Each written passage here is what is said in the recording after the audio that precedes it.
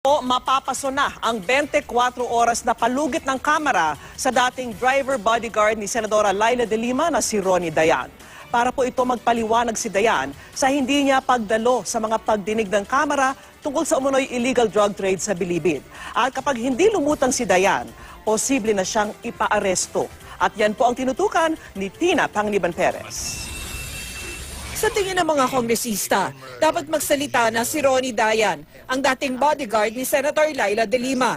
Si Dayan daw kasi na sinasabi na karelasyon ni de Lima noong Justice Secretary pa ito ang susi para sa alegasyon na kinabang si de Lima sa illegal drug operation sa bansa. Mukhang lahat ng testimonya ay ang tinuturo nga si Dayan.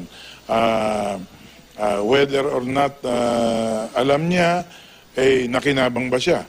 Nasapina na si Dayan para dumalo sa pagdinig sa kamera. Pero hanggang kahapon, di ito nagparamdam. Kaya binigyan si Dayan ng 24 oras sa mga kongresista para magpaliwanag kung bakit patuloy niyang iniisnab ang pagdinig.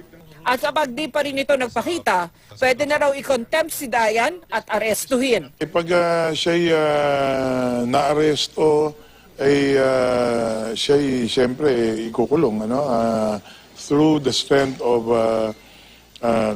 the Congress, the contempt orders and the contempt powers of Congress. Mahalaga raw kasi ang testimonya ni Dayan.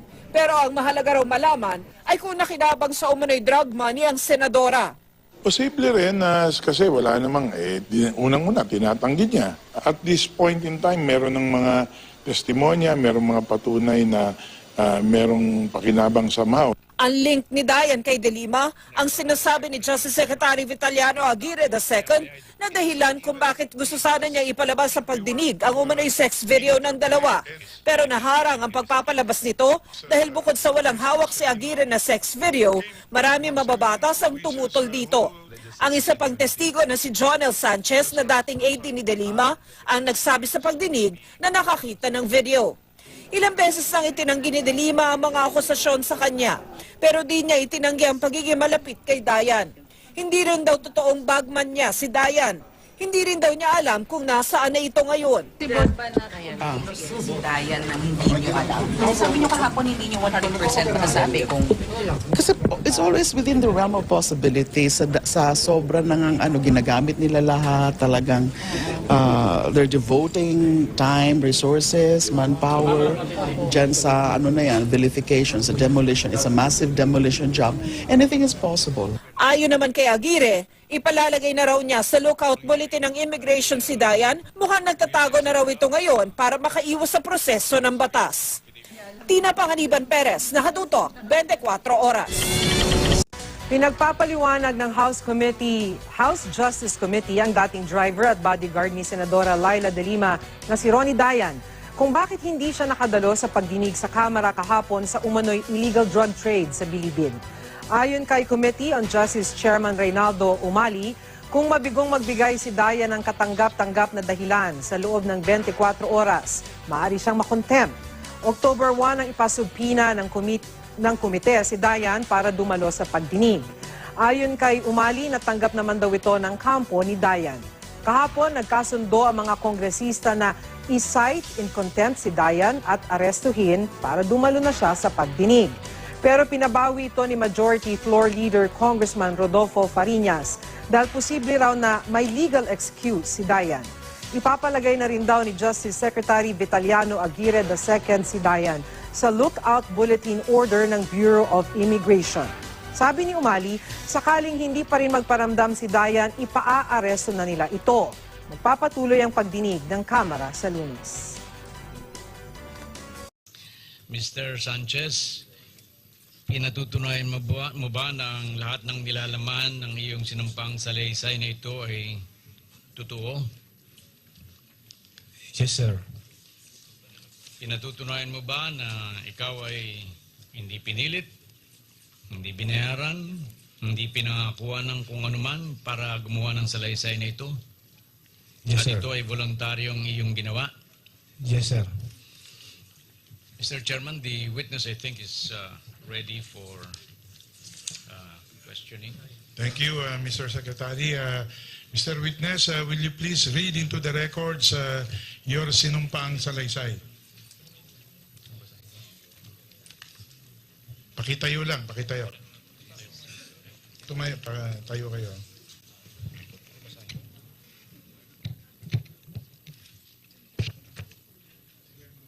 Mukhang mahirap daw sa mic, pwede ka na umupo.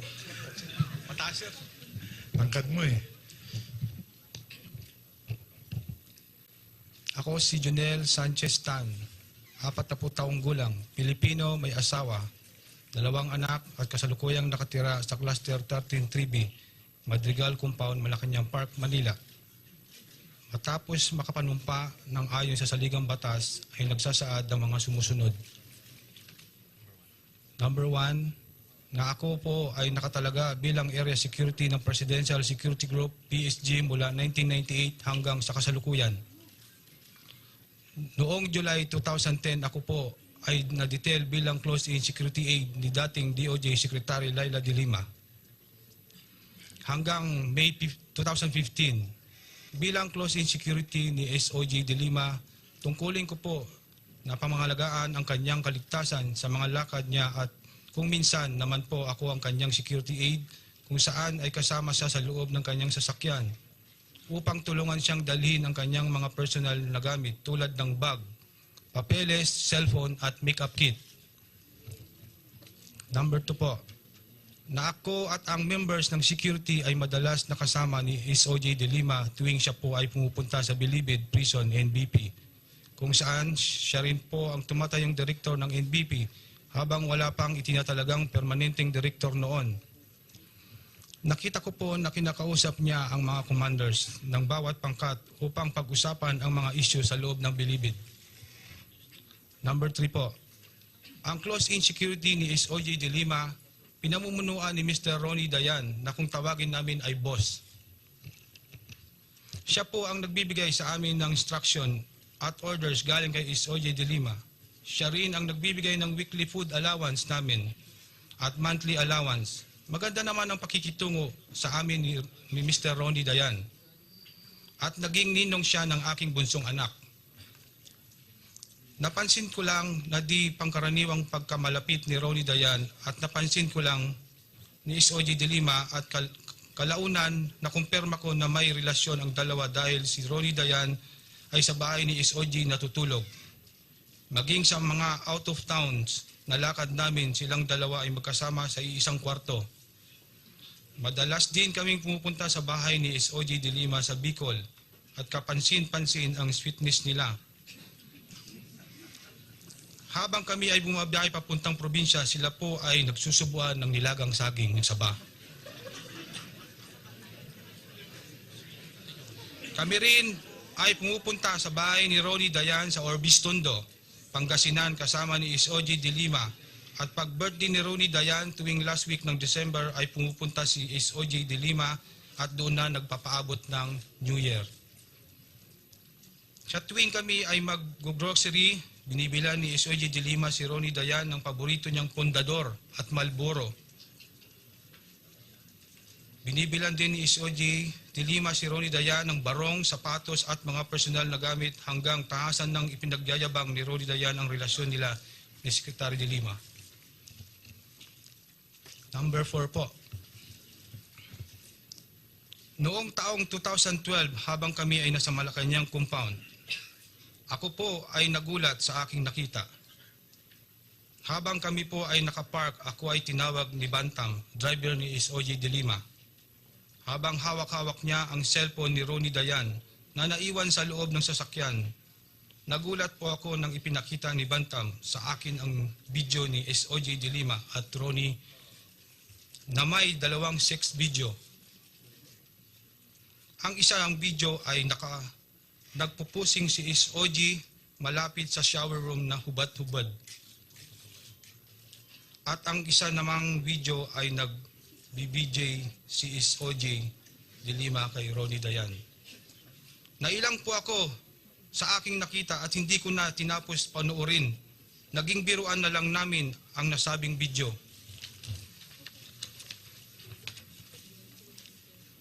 Number 5 po.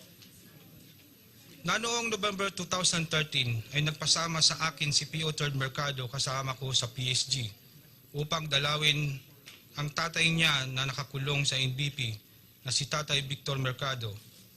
Nakikiusap sa akin si Tatay Victor Mercado na tulungan ko siyang ilapit kay SOJ de Lima ang maaga niyang paglaya.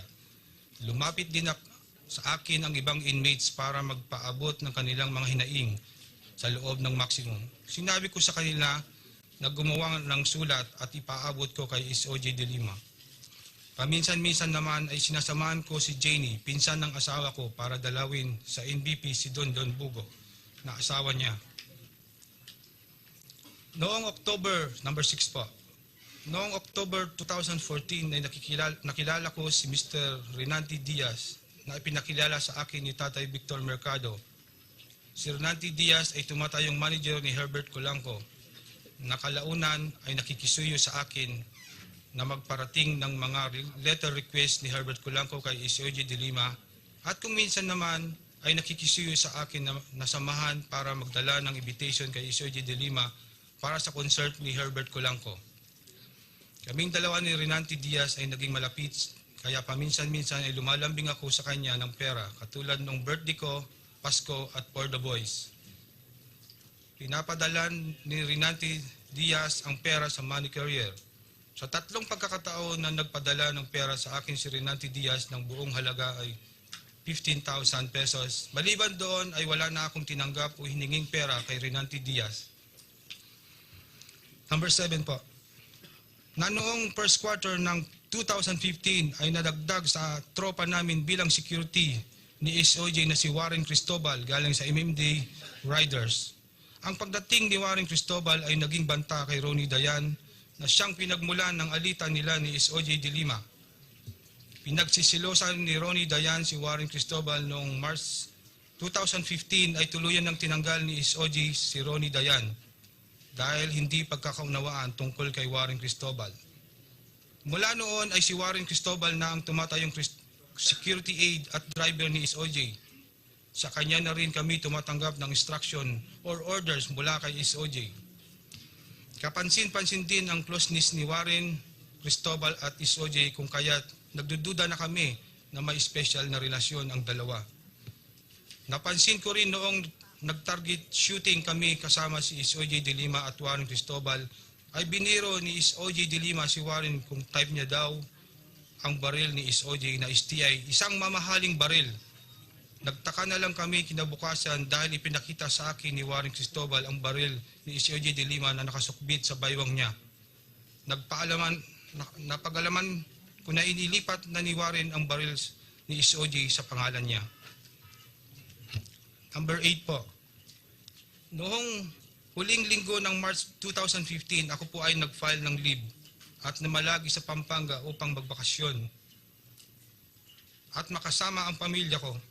Noong unang linggo, May 2015, ako'y bumalik sa trabaho at nag-report kay SOJ de Lima. Makalipas ng 3 araw, ay sinugod namin ang tatay ko sa ospital dahil sa atake sa puso. Humingi ako ng tulong kay SOJ, ngunit hindi niya ako tinulungan, kaya gumawa ako ng paraan at lumapit kay Associate Commissioner Repiso ng Bureau of Immigration. Ako ay kanya namang ni-repair kay Governor Umali ng Mindoro kung saan ang asawa niya ay chief nurse ng Heart Center. Ito po ay ikinagalit sa akin ni SOJ de Lima na siyang ikinatanggal ko bilang close-in security. Noong banding yon ako ay binalik sa PSG kung saan ako ay nag-duty bilang area security ni Pinoy. Number 9 po. Ito po ang aking kusang loob na salaysay upang linisin ang aking pangalan na nadadawid sa investigasyon tungkol sa kalakalan ng illegal na droga sa loob ng National Bilibid Prison. Hindi po ako tinakot, pinilit o pinangakuan ng kahit anumang pabuya para gawing salaysay na ito.